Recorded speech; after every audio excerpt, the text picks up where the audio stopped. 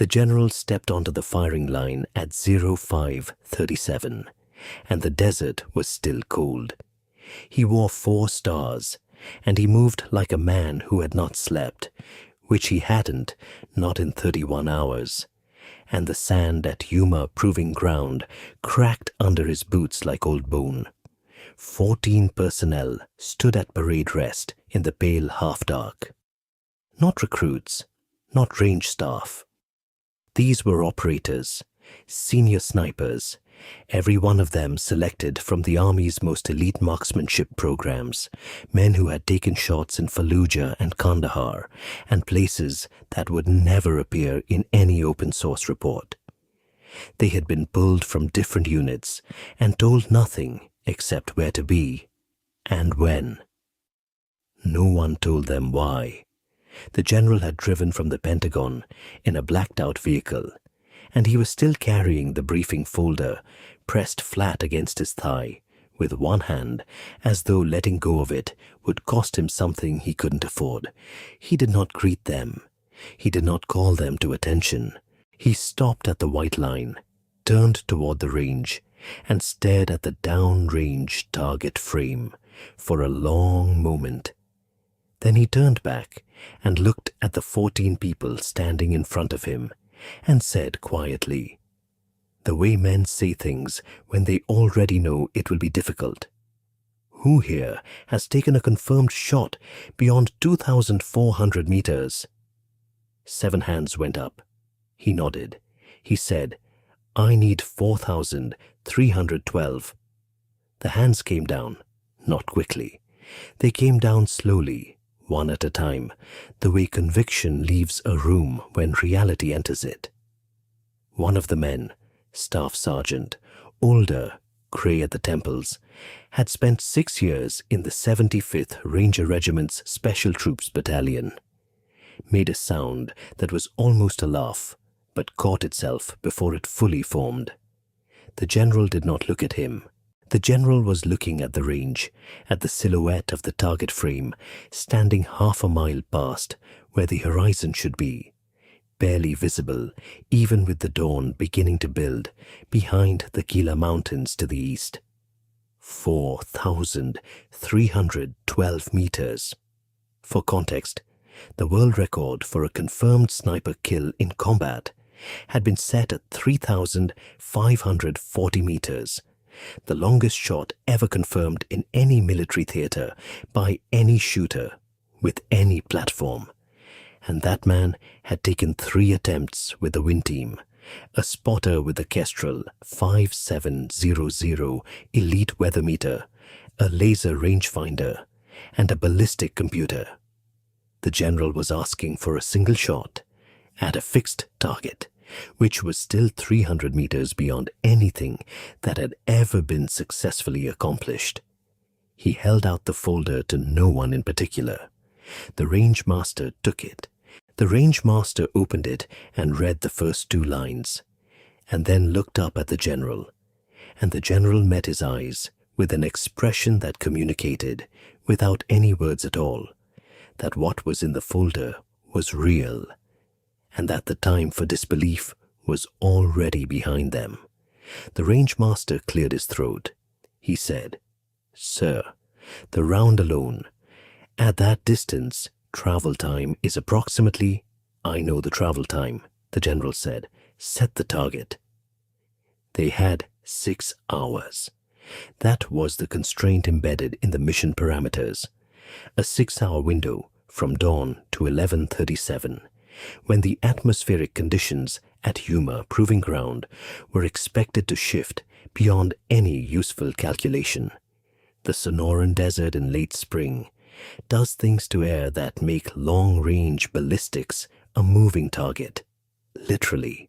The temperature inversion that built up from sunrise through mid-morning at this altitude created a corridor of relatively stable air between 40 and 60 feet above the ground, stable enough that a barrel-burning .50 BMG round, properly launched, might theoretically hold coherence across 4 kilometers of desert. Theoretically. the keyword every ballistic engineer used when discussing engagement distances above 3,000 meters. Theoretically, the Barrett M82A1 was the platform of choice.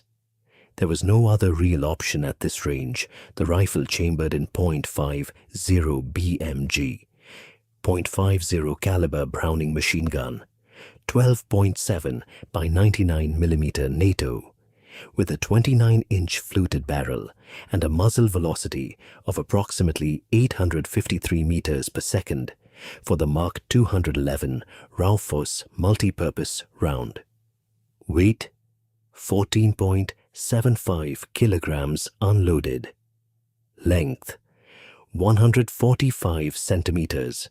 It was mounted on a modified titanium bipod and rear monopod that had been adjusted precisely the night before by the Rangemaster's team, and a Nightforce ATAC 7 to 35 times 56 f1 scope, mil-dot reticle, front focal plane, capable of the kind of elevation and windage adjustments that sounded like a foreign language to anyone outside this world. The first man went prone at 0614.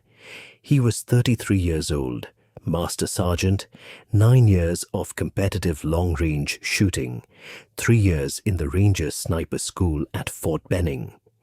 He had held the range record at 2,800 meters for 18 months. He settled into the rifle the way a man settles into something he has done 10,000 times. His spotter called wind, 4 miles per hour, 11 o'clock, with the secondary gust pattern from the northwest at approximately 1.8 miles per hour.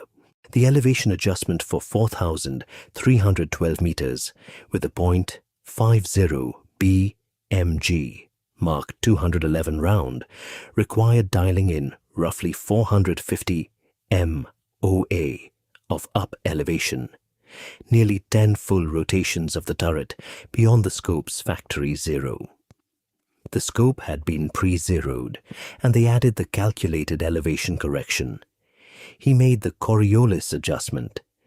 At Yuma's latitude of 32.6 degrees north, a round traveling over 4 kilometers south to north would drift approximately 0.7 miles to the right due to the Earth's rotation.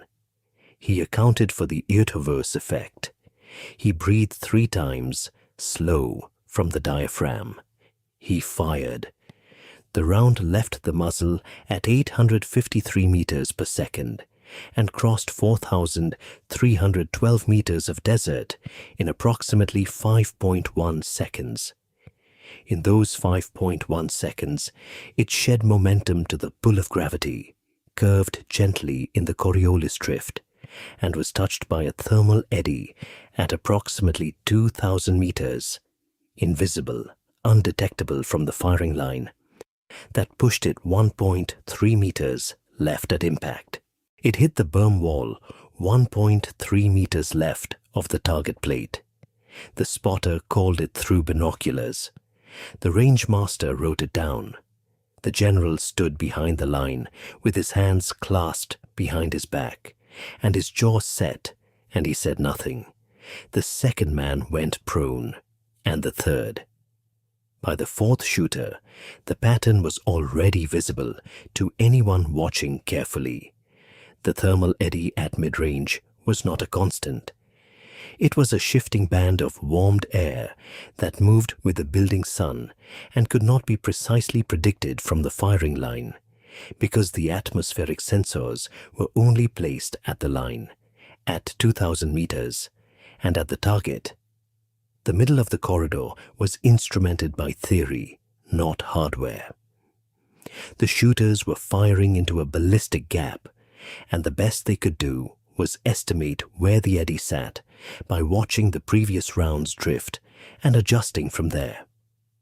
That approach worked well at 2,400 meters, where the adjustment window was wide enough. At 4,312 meters, a 0.1 1 mil error at the firing line compounded across the flight path into a miss of over a meter at impact. The math was unforgiving. The target was a circular steel plate, 60 centimeters in diameter. At 4,312 meters, that plate subtended 0.13 mil in the scope. It was barely a pixel, a dust mote in the glass, and they had to put a round through it with the wind changing. The fifth man was a former Delta Force marksmanship instructor. He had taught wind reading theory for 4 years. He lay prone and he studied the mirage through his spotting scope for 11 minutes before loading. The longest pre-shot pause of any shooter that morning. He was reading the mirage wave patterns, the shimmer of heat rising from the desert floor, visible through the scope at high magnification, to estimate wind speed and direction at points where he had no instruments. It was an art form. He had done it in Afghanistan at 2,600 meters and hit. He breathed. He fired. The round hit the berm 0.8 meters high and 0.4 meters right. The sixth man. The seventh. One round clipped the very edge of the plate, 28 centimeters from center, close enough that the rangemaster spotter had to confirm twice. But a clip was not a hit, and the plate did not fall. By the 10th man, the general had not moved. He stood at a fixed point 5 meters behind the firing line, and he had not checked his watch, and he had not spoken except once to the rangemaster, in a voice low enough that the shooters on the line could not hear it. The rangemaster had nodded and written something down.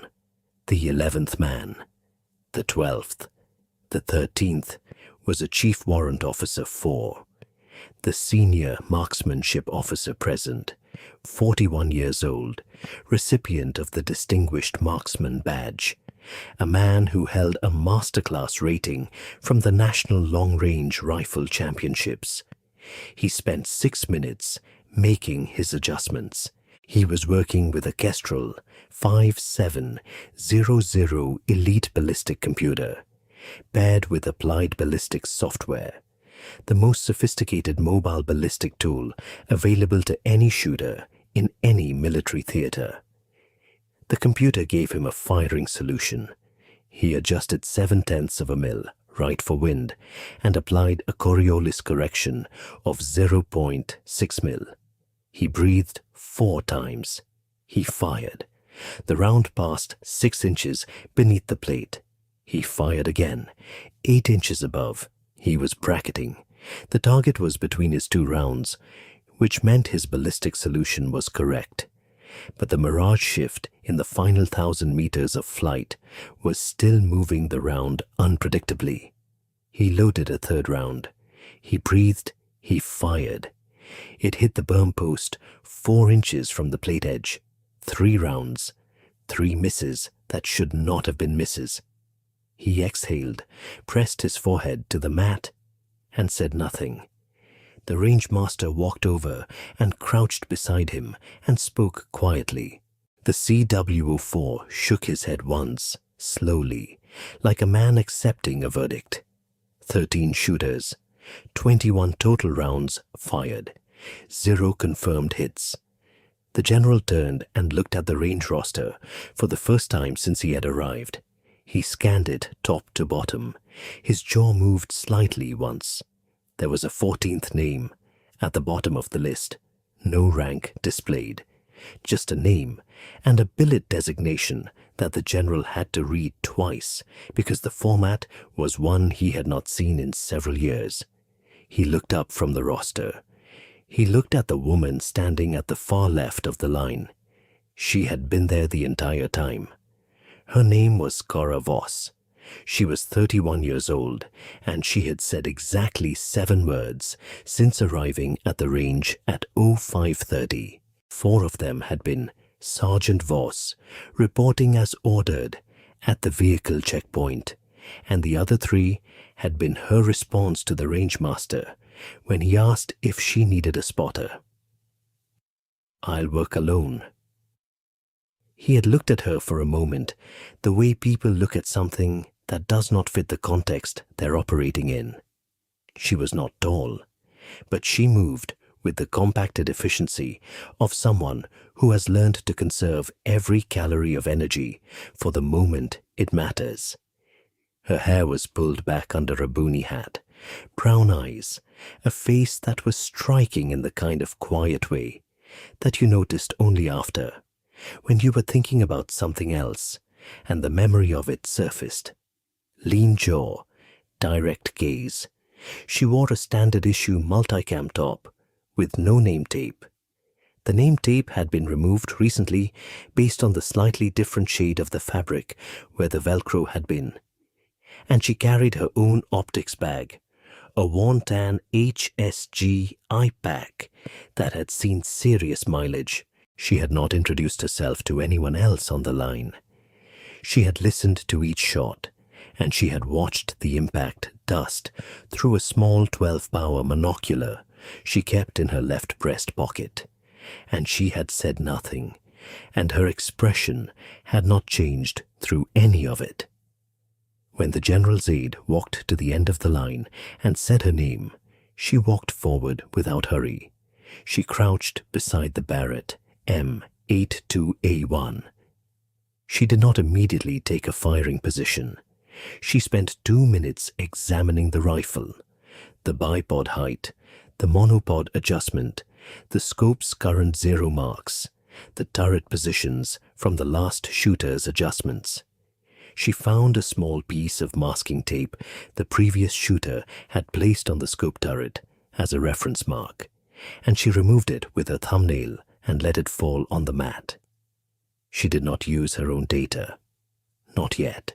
She retrieved a small notebook from her left cargo pocket, spiral-bound, with a worn black cover that had been pressed so flat it had the dimensions of a credit card stack.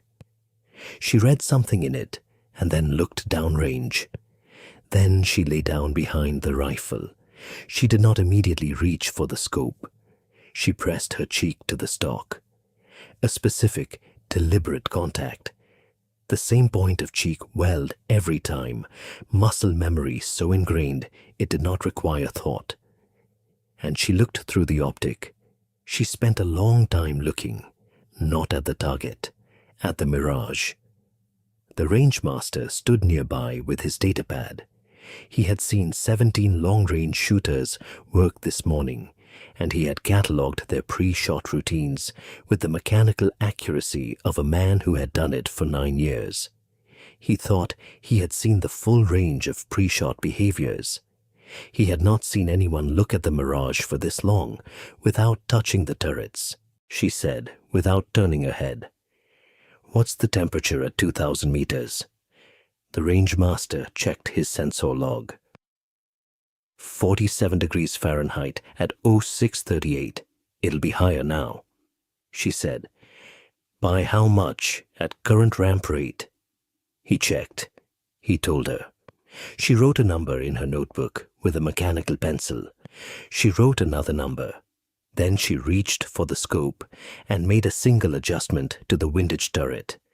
A click and a half, the rangemaster noted, 0.15 mils, which was a finer adjustment than any other shooter had made today, because the turrets clicked in 0.1 mil increments, and most shooters had been moving in half mil or full mil adjustments, given the general uncertainty of the shot.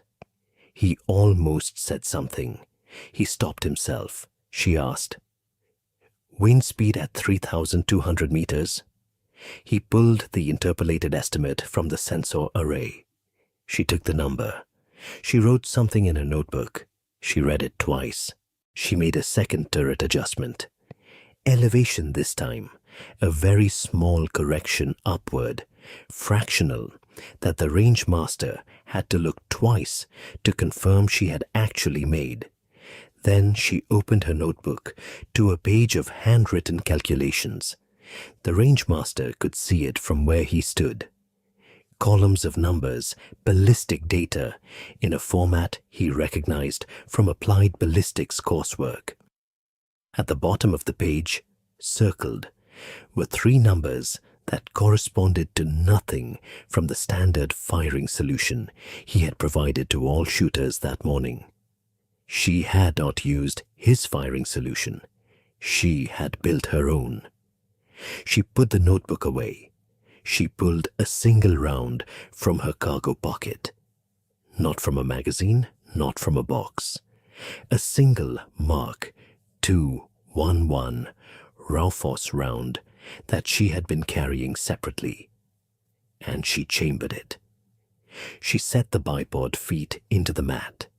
She checked her rear monopod. She settled her body weight into the rifle the way a river settles into a riverbed. Everything distributed, nothing forced, the kind of stillness that takes years to build and cannot be faked. The rangemaster looked at the general. The general was watching her. She exhaled half a breath. She let the other half go without releasing it. Her right index finger moved to the trigger. The desert was quiet. This time of morning, at this distance from any road, you could hear the difference between wind and no wind. There was no wind. There was the sound of a .50B MG rifle firing. And then there was nothing. And then 5.1 seconds later, which felt much longer standing there, the distant metallic impact of a round striking a 60-centimeter steel plate at 4,312 meters.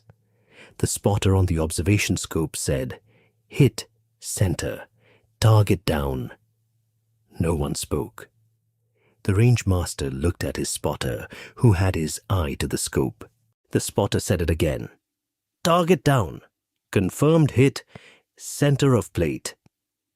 Then he said more quietly, in a tone that was not exactly a whisper, but had some of the same quality, "God." The general walked forward. He walked past the firing line, past the protocol, past the boundary where officers stayed during live fire. And he stood beside the Barrett M8 2A1, and he looked through the spotting scope that the rangemaster handed him without being asked. He looked for a long time. The plate had fallen from its frame. You could see the steel glinting in the early morning sun where it had come to rest in the sand 4,312 meters away. He straightened. He did not immediately speak.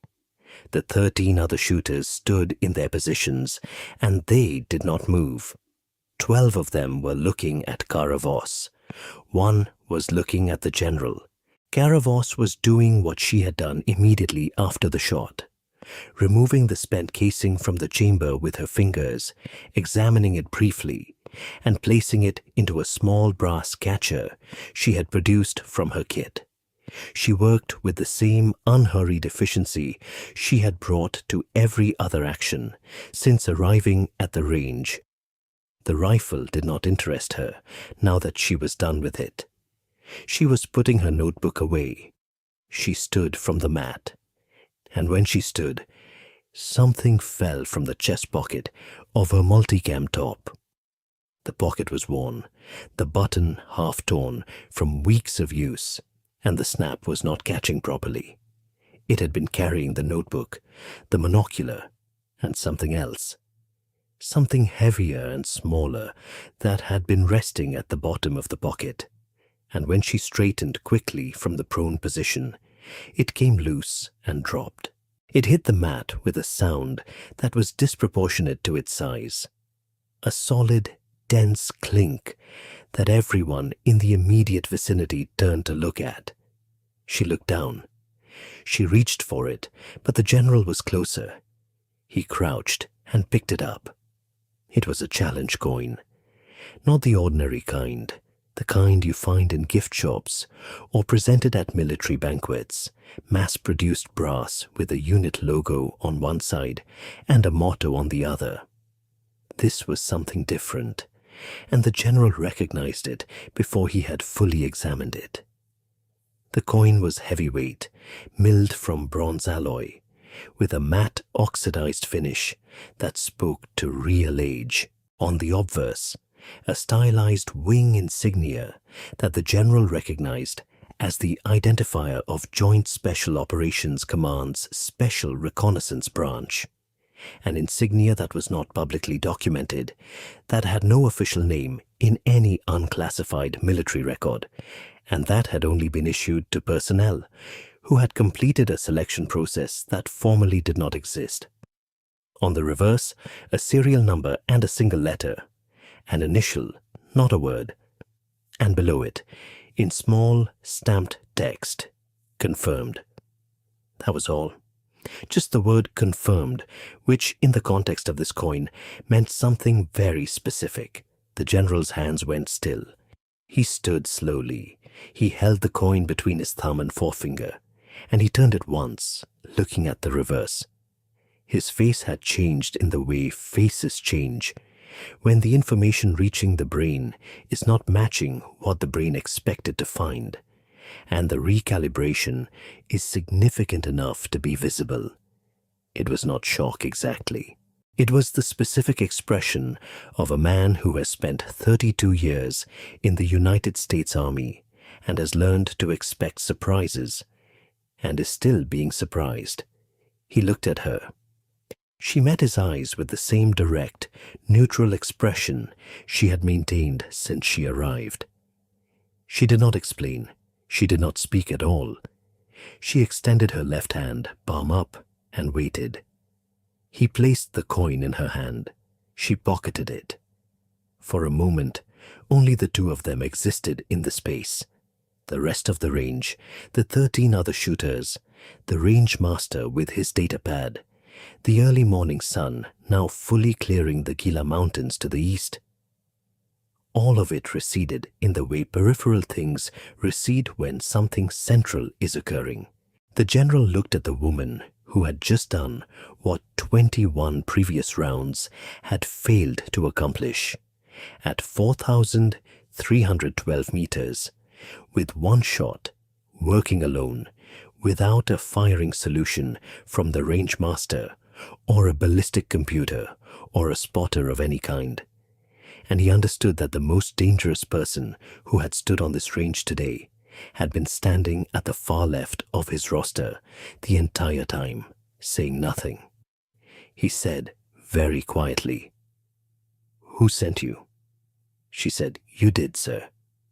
He looked at the aide who had handed him the roster that morning.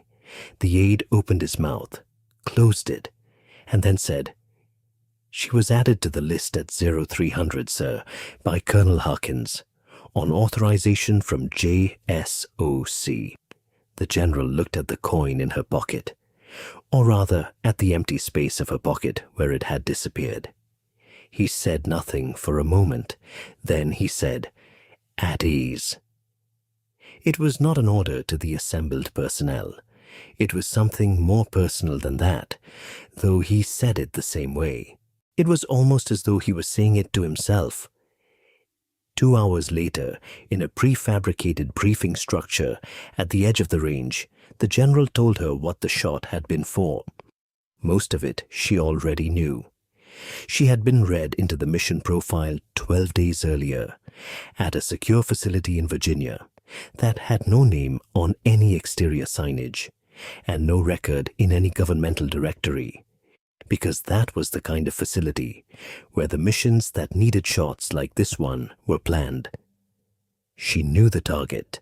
She knew the timeline. She knew the window. What she had not known, what the general told her now with the folder open on the field table between them, was that the shot was being contested at the highest administrative levels, that there were people in civilian authority who wanted a different solution, a slower solution, one that moved through channels and diplomacy and a chain of approvals that would have taken months, and that there were people in military authority her authority, the authority of the institution she had served for 11 years, who believed that the window was real and the diplomatic solution was fiction, and that if the shot did not happen in the window that currently existed, it would not happen at all. This was why the range test had been necessary. Not to find out whether the shot was possible. There were theorists who had told the general it was possible, and other theorists who had told him it was not. The range test was to find out whether the shot was possible for a specific human being in a specific amount of time with a specific platform. Now he knew. She listened to the debrief with the same stillness she had brought to the firing mat, which was the stillness of someone who has learned to receive information without expressing a reaction to it, because expressing reactions costs energy, and energy is finite, and she had learned a long time ago to conserve it for the moments it was needed. When he finished, he asked if she had questions. She had one. She asked about the target acquisition setup, specifically whether the intelligence on target position included a margin of error, and if so, what it was, and whether that margin had been incorporated into the planned firing solution she would be given in the field. He looked at her for a moment. He said, "You'd want to build your own," she said. "I always build my own." He nodded once. He said, "That's why you're here." She stood. She picked up the worn tan HSGI pack and slung it over one shoulder and walked to the door of the prefabricated structure and paused there, hand on the frame. She said, not turning, "The thermal eddy at 2,000 meters. What time does it usually break in late spring?" The range master, who was standing behind the general, looked at his data log. He said, "Typically around 1100. Why?" She said, "Because the other 13 were shooting into it. I waited until it moved." She stepped out into the desert. The general looked at the range master, who looked at his data log, and then looked back at the general and said, "The eddy shifted at 0742. She fired at 0743. The general said nothing. He looked at the door she had walked through. "She was watching the mirage the entire time," the range master said. "I thought she was taking too long. She was waiting." To understand what happened at Yuma Proving Ground on that morning, you have to go back 11 years, not to a training base or an academy, not to a ceremony or a commission. You have to go back to a windowless room in Fayetteville, North Carolina, at Fort Bragg, now Fort Liberty, though she still called it Bragg because she had arrived before the name change and old habits were load-bearing, where a 20-year-old private first class named Cara Voss sat across a metal table from a selection officer who told her that the application she had submitted for the Special Forces assessment and selection process was, in the assessment officer's own words, premature. That was the word he used, premature, not denied, not rejected, premature, which was military bureaucratic language for, "You are not who we are looking for, but we are not going to say that directly, because saying it directly invites a response." She had said, "I qualified on the marksmanship battery. I scored 89th percentile on the Armed Forces qualification test.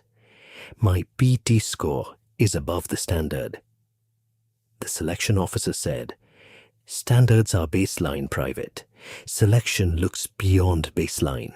She asked what specifically would move her past baseline. He said, "Time, experience, a few more years." She stood, thanked him, and walked out. She did not apply again through that office. She found a different door. Cara Voss grew up in Bozeman, Montana, the second of 3 children in a family where hunting was not a hobby, but a method of putting protein on the table through winters that ran from late October to early May. Her father was not a veteran. He was a mechanic who had never raised his voice in her memory, who had taught her to shoot a bolt action point 30-06 at age 8. Not because she asked, but because the family went hunting, and she was old enough.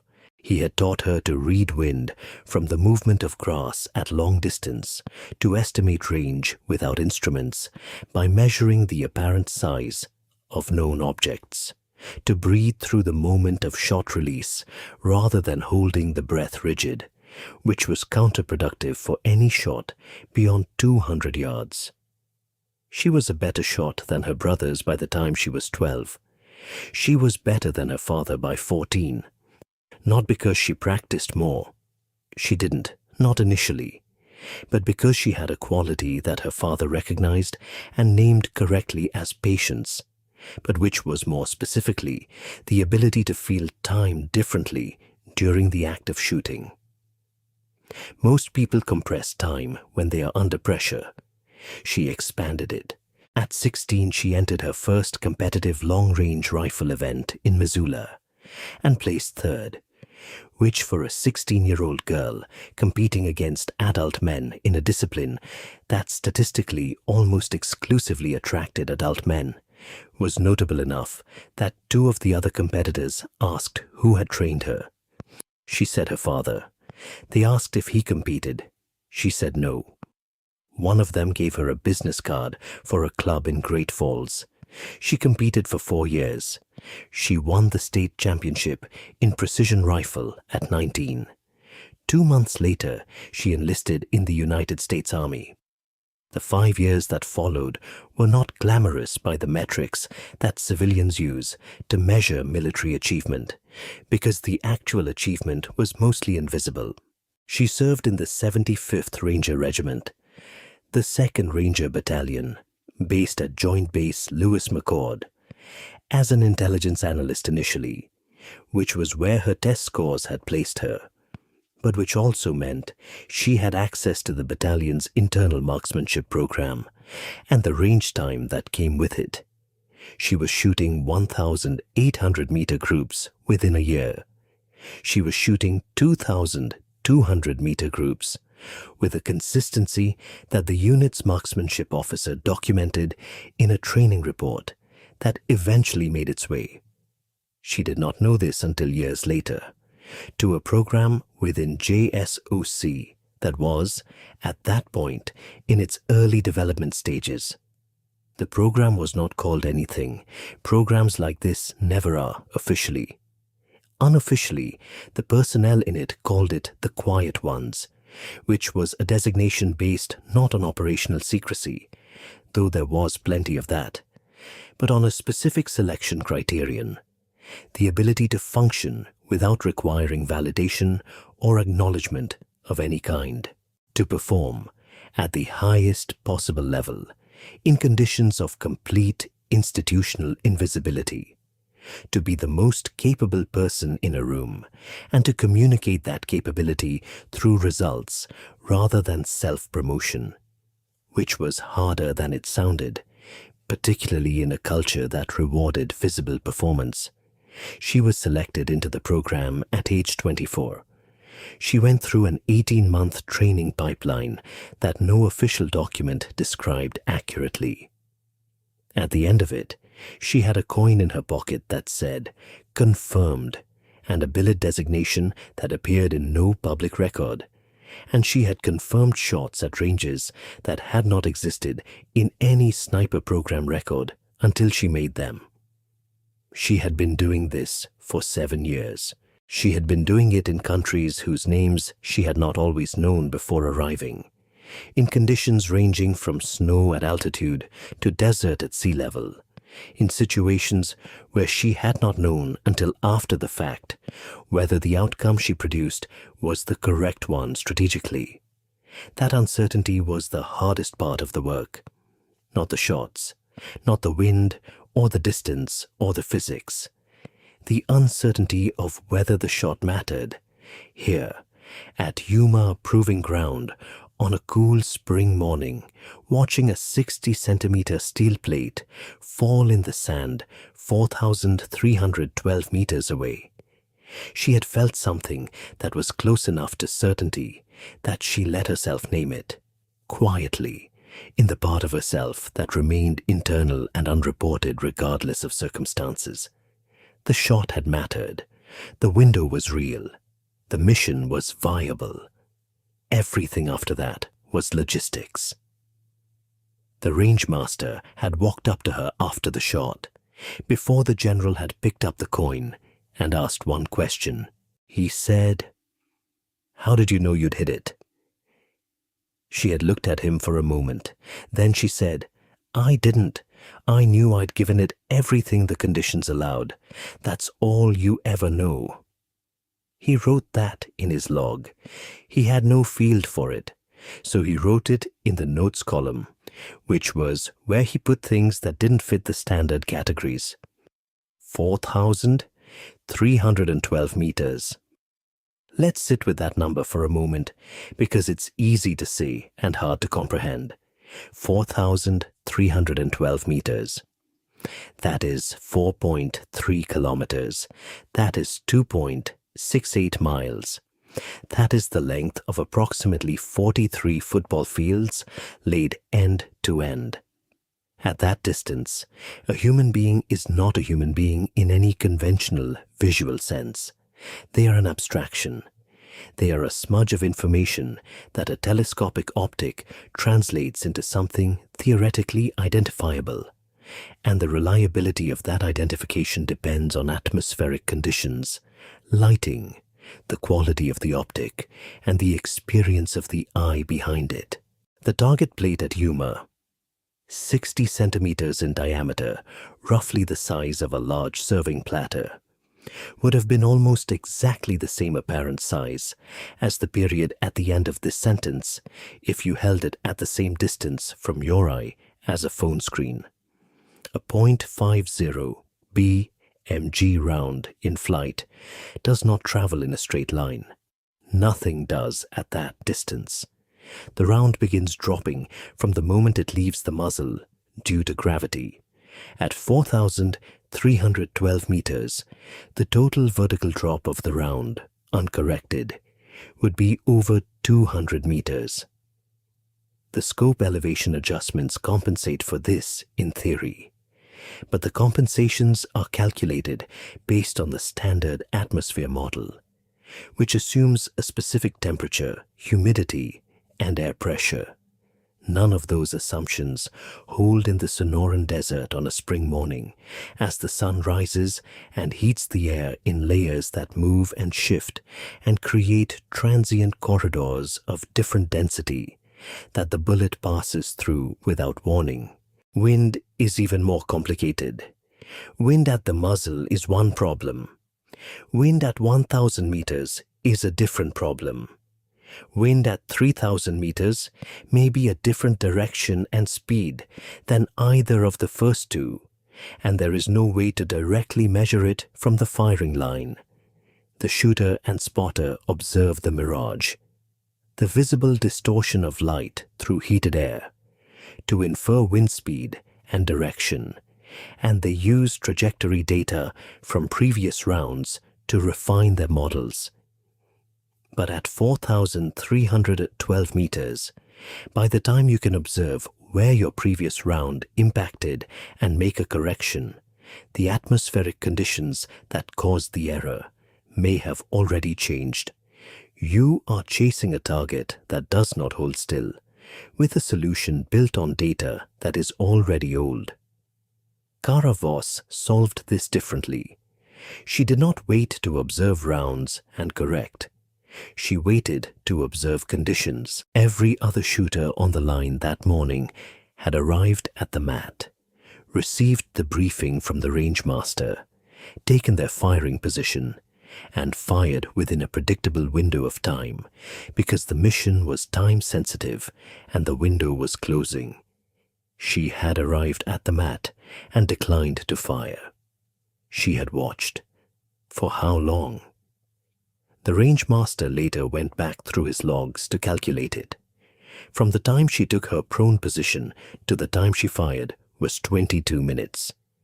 In those 22 minutes, she was watching the mirage layer above the desert floor through her small monocular, tracking the way it moved and shifted as the sun climbed and the temperature differential between the ground and the air above it changed.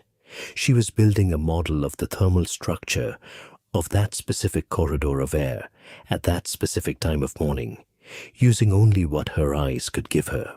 She was looking for the moment when the eddy, the thermal turbulence that had deflected every previous round in the mid-range corridor, either dissipated or moved laterally enough to open a coherent path. It moved at 0742. She fired at 0743. The window lasted approximately 4 minutes, which she didn't know at the time. The range master confirmed it afterward by watching the mirage data return to its previous pattern. She had fired inside the window alone, without instruments at the mid-range, using observation and the accumulated knowledge of 11 years of reading air over open terrain. That was the answer to the question the range master had asked himself all morning. Why was every other shooting solution failing? The answer was not the shooting. The answer was the timing. 13 other shooters had better equipment, better spotters, better computed solutions. And they had all fired into the eddy because they did not know it was there. She had fired around it because she had waited until she could see it move. Patience again. That same quality her father had named when she was 12 years old. She was on a transport aircraft 48 hours later.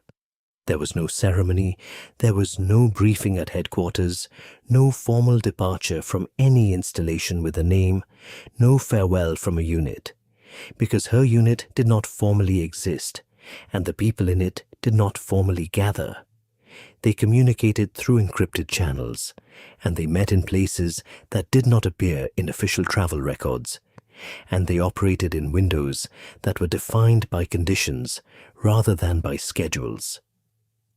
She carried the Barrett M8-2A1, broken down into its component sections and packed in a Pelican case with foam cutouts that had been made specifically for this rifle's dimensions. She carried her notebook, the worn spiral-bound one with the black cover, now with additional pages of calculations for the specific atmospheric conditions of the target environment.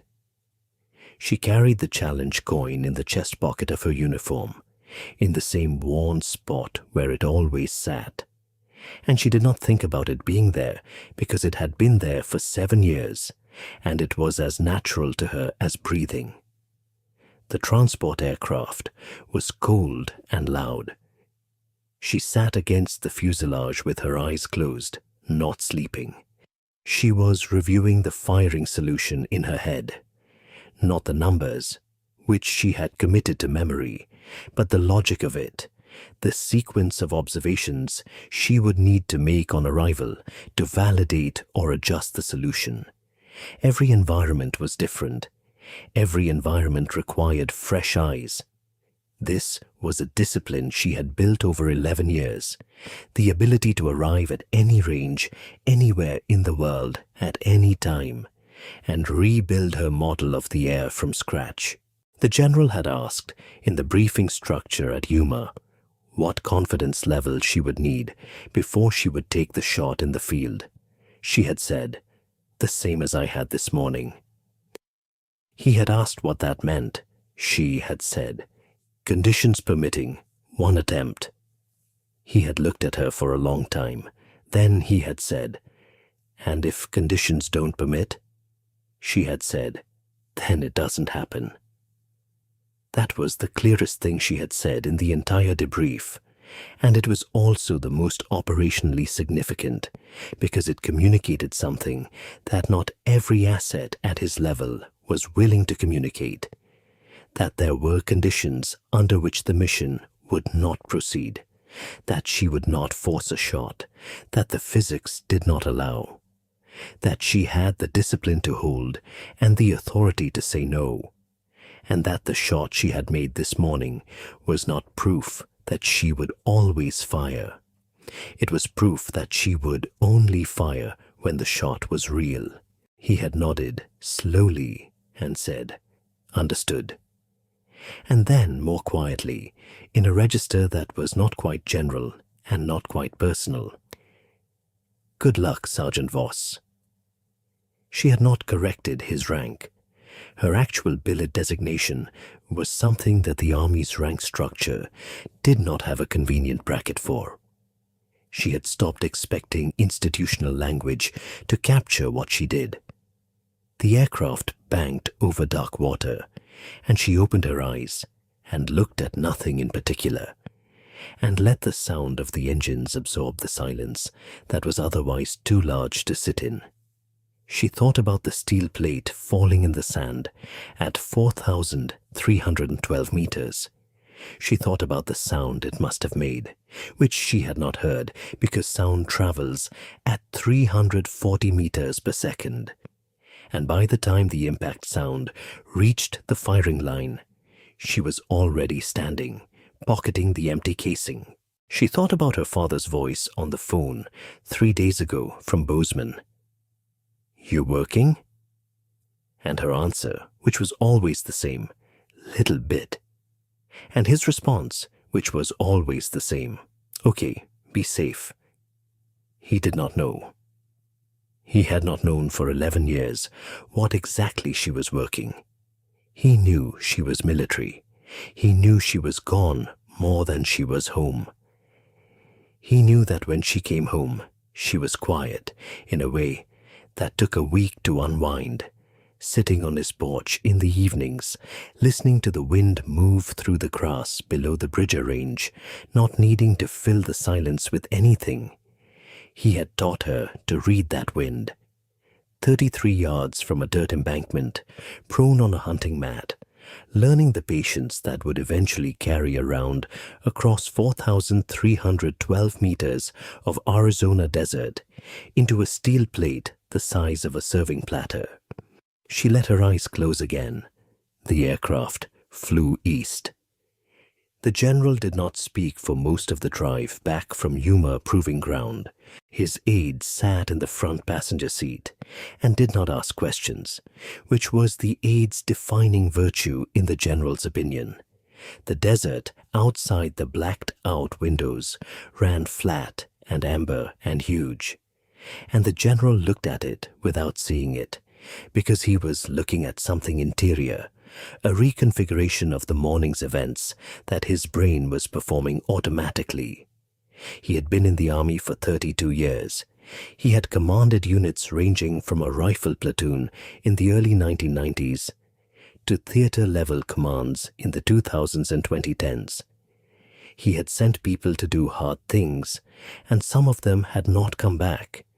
And he had learned, over 32 years, to hold that fact in a way that did not prevent him from functioning, while also not pretending it away. It was a kind of calibrated weight that he carried without showing most of the time. He thought about the 13 shooters who had fired before her. He thought about them not as failures. They were not failures. They were exceptional marksmen who had shot into atmospheric conditions that were working against them. But as the context that her shot required, the shot meant nothing without the 13 who could not make it. The impossibility was the point. Anyone with sufficient training and sufficient equipment could hit a target under reasonable conditions. The question, the actual question that the mission required answering, was who could hit a target under conditions that had already eliminated everyone else. The coin. He thought about the coin.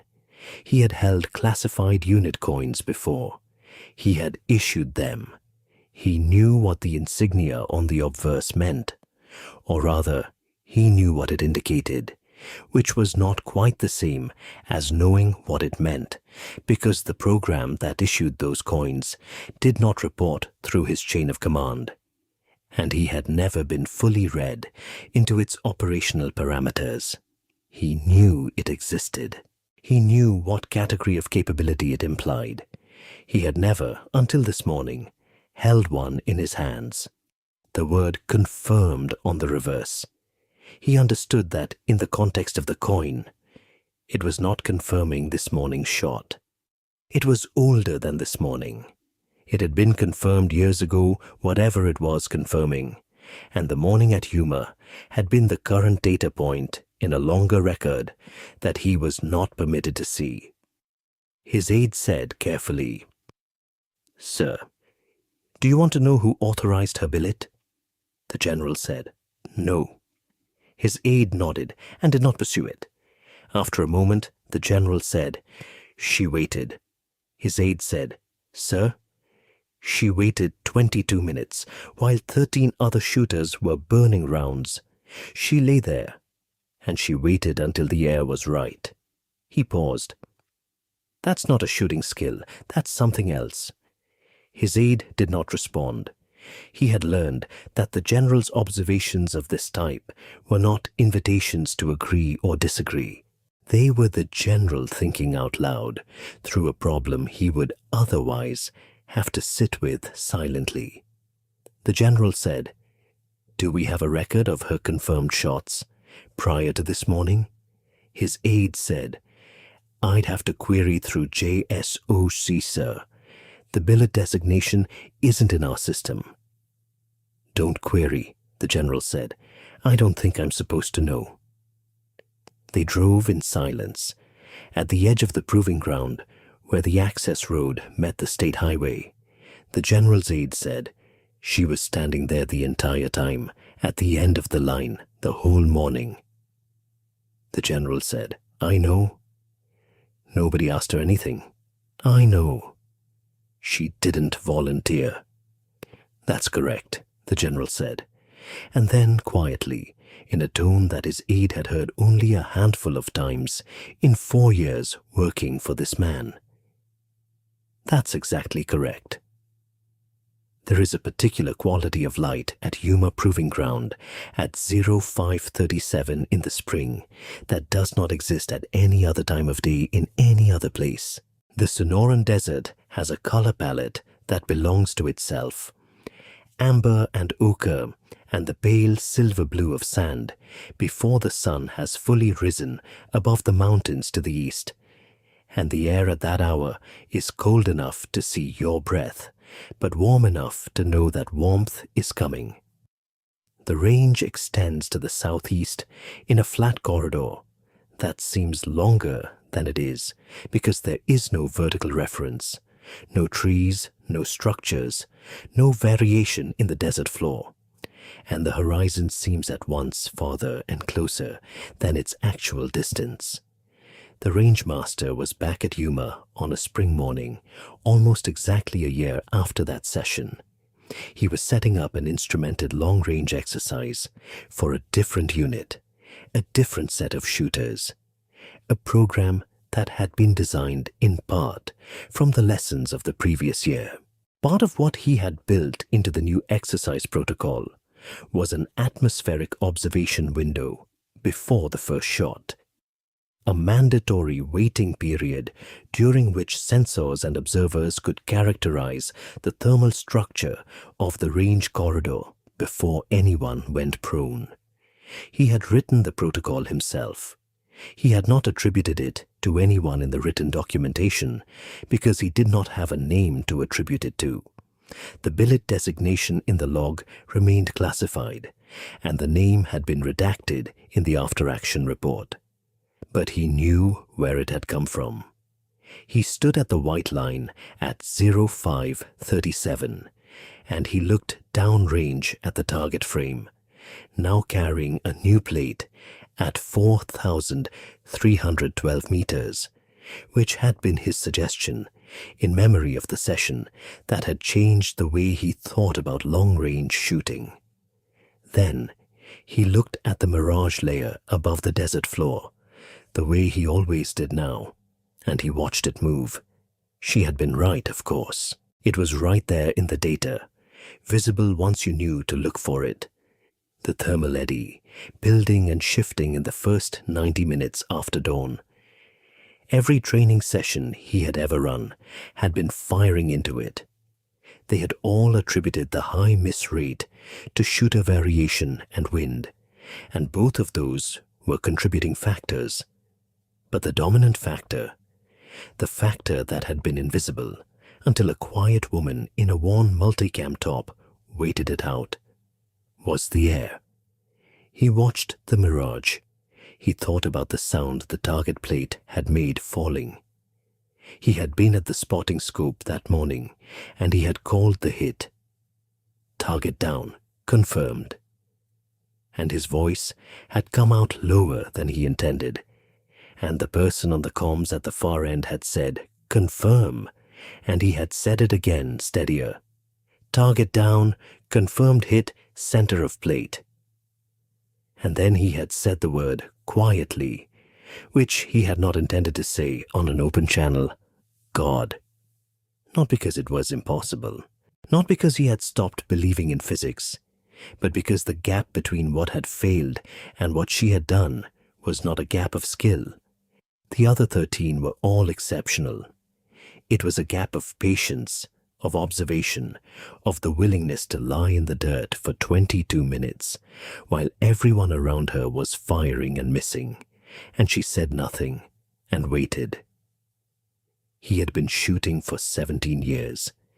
He had run range operations for 9. He was good at his job. He could not have waited 22 minutes. Not with the general standing behind the line, not with 13 other shooters having already fired, not with the mission clock running and the window closing. He would have shot. Every instinct he had would have told him to shoot. She had somehow silenced every instinct that wasn't useful and kept only the one that mattered. The mirage shifted. The thermal eddy began to move. He checked his watch. 7:42. He wrote it in his log. What Karavos did at 4,312 meters was not a miracle. Miracles require the suspension of physical law. What she did operated entirely within physical law, the laws of ballistics, fluid dynamics, atmospheric thermodynamics, and human physiology. Every calculation she made was theoretically reproducible. Every adjustment she made to the scope was documented by the range master's observations.